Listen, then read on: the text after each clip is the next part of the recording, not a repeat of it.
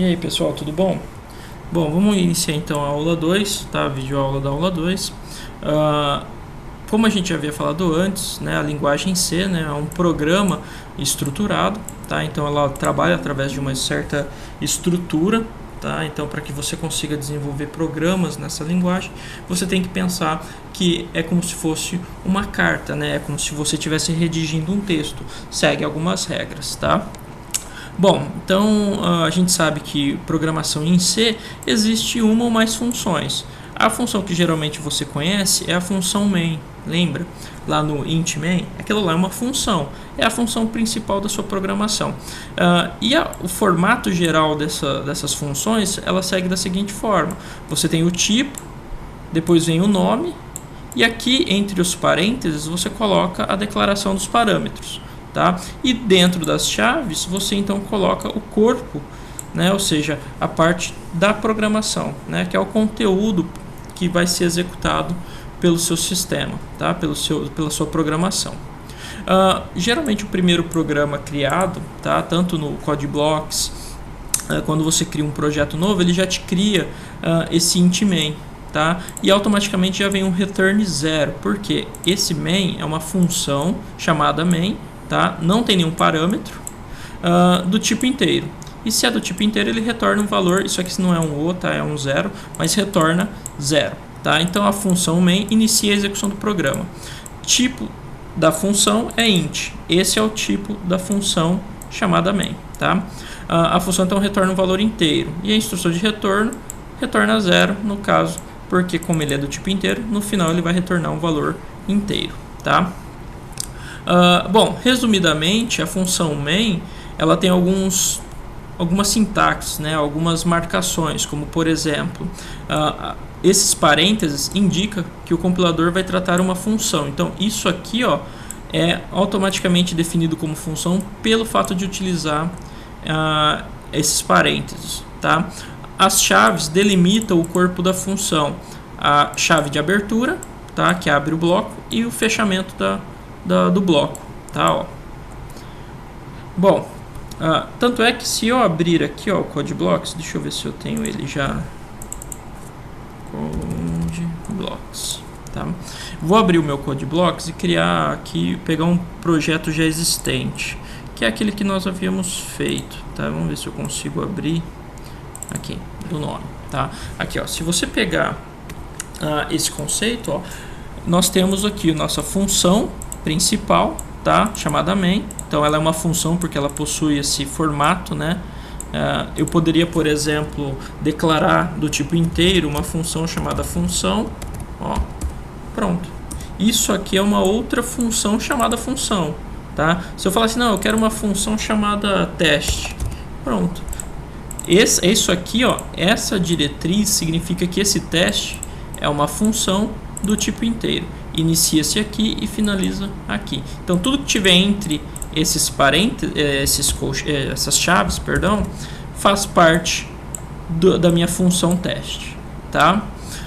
Bom, então toda vez que você cria um programa novo, ele te dá esse formato, né? As bibliotecas mais a função principal chamada main do tipo inteiro, tá? Bom, aqui nós, como eu já havia mostrado, tem as bibliotecas, o main, né, tem a programação dentro do bloco, tá, que vai ser executado. Bom, para que vocês entendam, uma explicação rápida, tá? O stdio na realidade é uma biblioteca a qual te fornece possibilidades de entrada e saída de dados, como por exemplo a função do printf, do scanf e assim por diante, tá?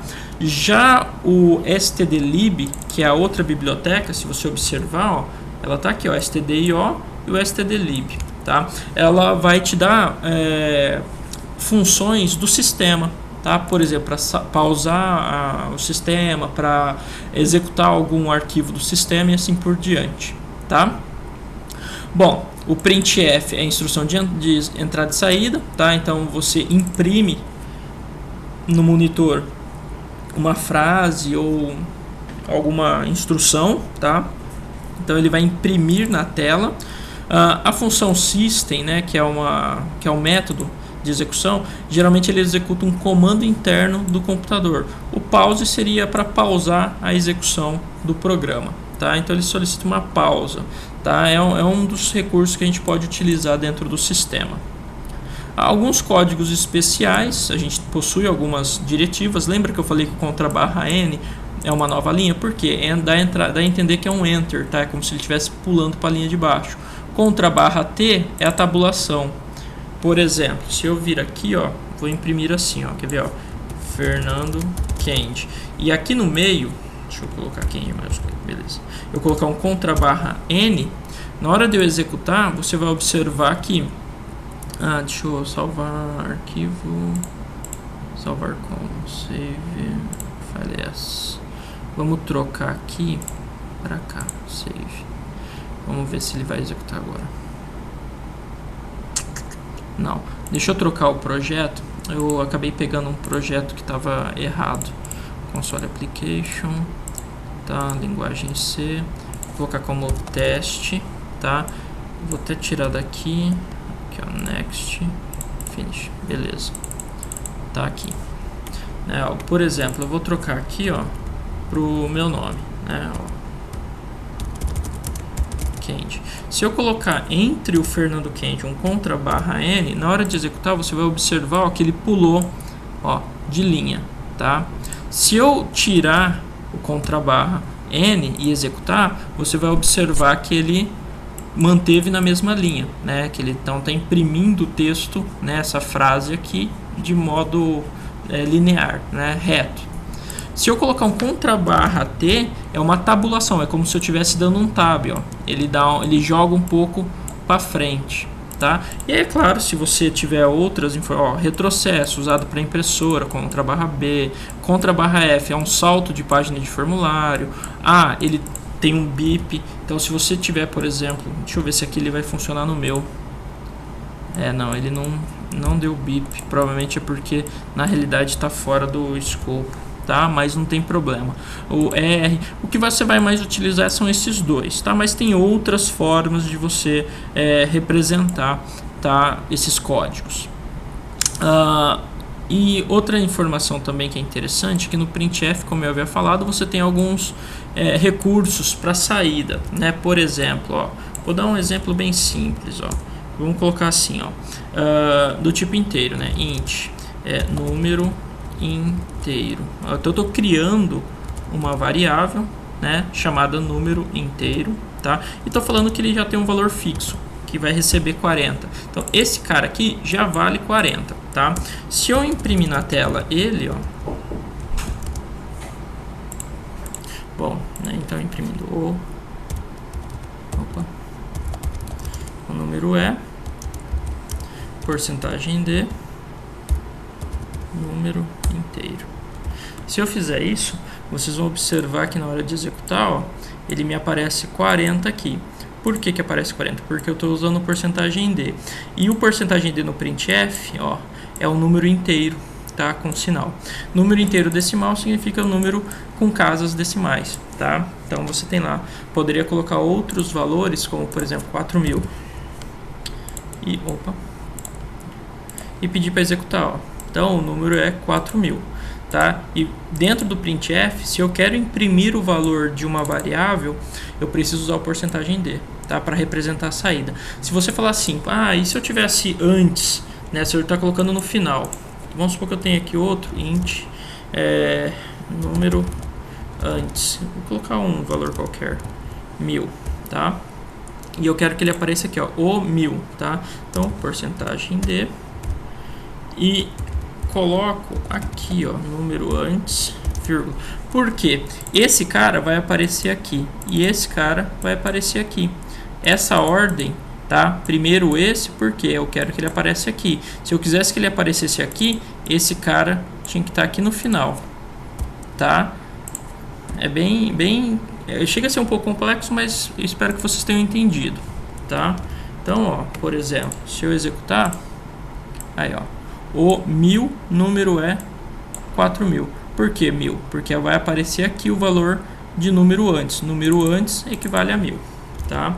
São algumas execuções que você só vai talvez entender o funcionamento executando.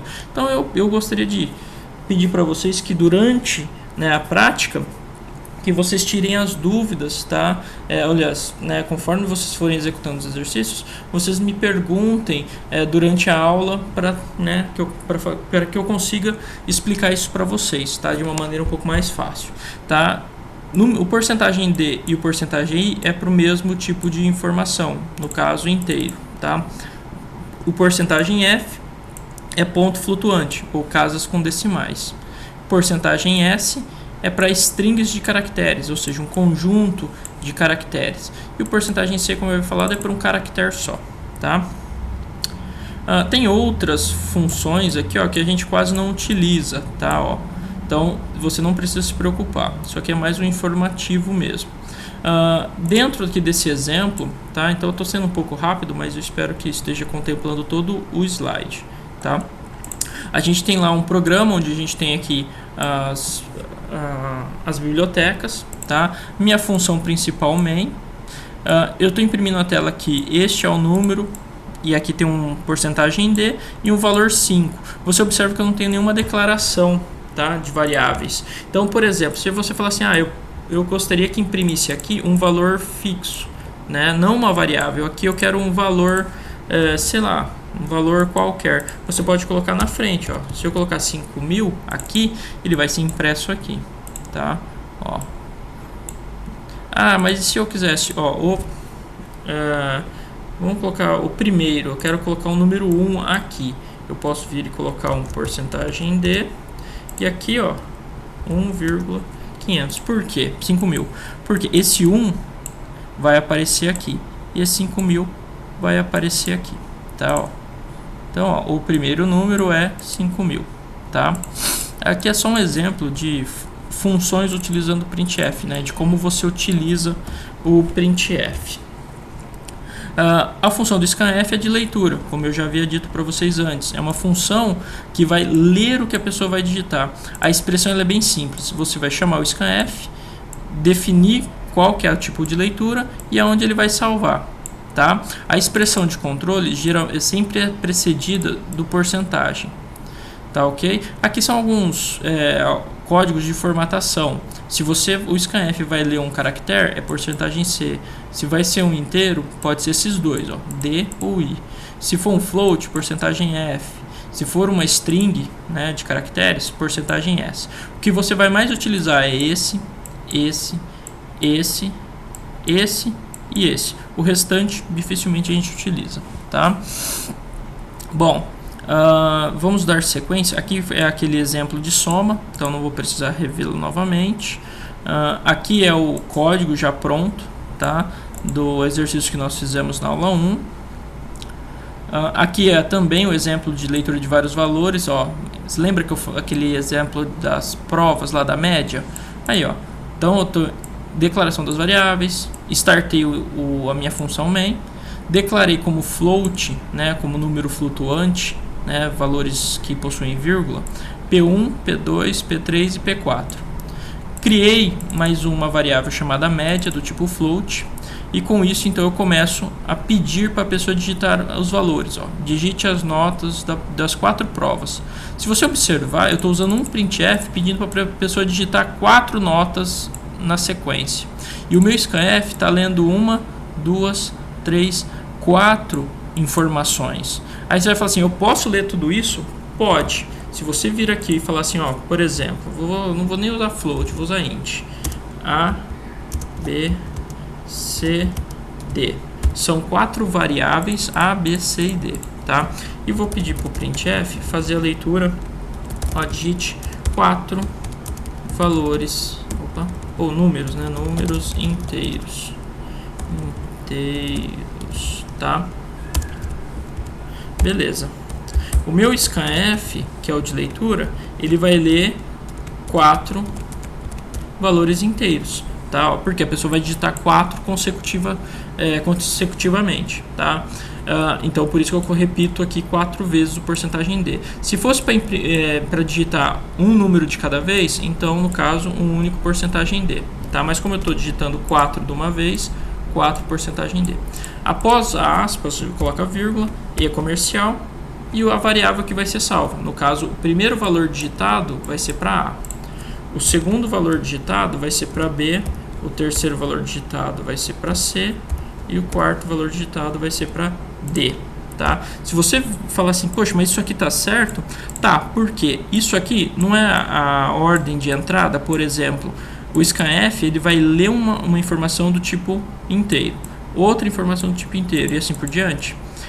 Essa ordem de entrada de valores é respeitada por essa ordem de sequência de variáveis. Então, o primeiro valor digitado vai vir para cá, o segundo valor digitado vai vir para cá e assim por diante. Se eu executar, ele vai falar assim, ó, digite os 4 números inteiros. Então vamos digitar, por exemplo, 9. Ele vai pedir outro, porque o 9 já foi salvo na variável A, tá? Então vou digitar 5. O 5 foi salvo na variável B, ó, porque é a segunda entrada. O terceiro valor que eu digitar vai ser para a variável C. Então, por exemplo, vai 3. E agora o último número digitado vai para a variável D. 1. Se eu der Enter, ele finaliza. Agora, se eu quiser imprimir os valores, ficaria assim, ó, por exemplo, ó. Vou fazer um exemplo rápido, tá? A porcentagem D A. E vou isso aqui, deixa eu colocar um contrabarra para pular de linha. Eu vou repetir para as 4, só que eu vou trocar aqui, ó. B C D, e aqui é a mesma coisa, B, C, D. Tá, ó, se você observar, todos os valores serão impressos. Tá, ó, se eu executar, observe aqui, ó, vou digitar 4 valores aleatórios, 3, 6, 1, 8. Aí, ó, o A foi pro 3, ó, tá, porque o A vai para primeiro valor digitado. Então, 3 que eu digitei primeiro veio pro A, o 6 veio pro B, o 1 veio para o C e o 8 veio para o D, tá? A ordem de entrada aqui é a ordem de leitura aqui, tá? Bom, vamos dar sequência. Aí aqui na sequência das leituras, ele vai lá e fala média recebe a soma das provas dividido por 4. Depois ele imprime na tela média. Aqui é interessante que ele está usando uma formatação, apenas 2 casas após a vírgula. Lá na frente eu vou explicar como isso funciona, tá? E vai imprimir então aqui o valor da média, tá? Aqui nós temos alguns exercícios, eu peço que vocês resolvam esses exercícios, tá? Dessa aula 2, tá ok, pessoal? Qualquer dúvida eu estou à disposição durante as aulas em videoconferência. Até mais!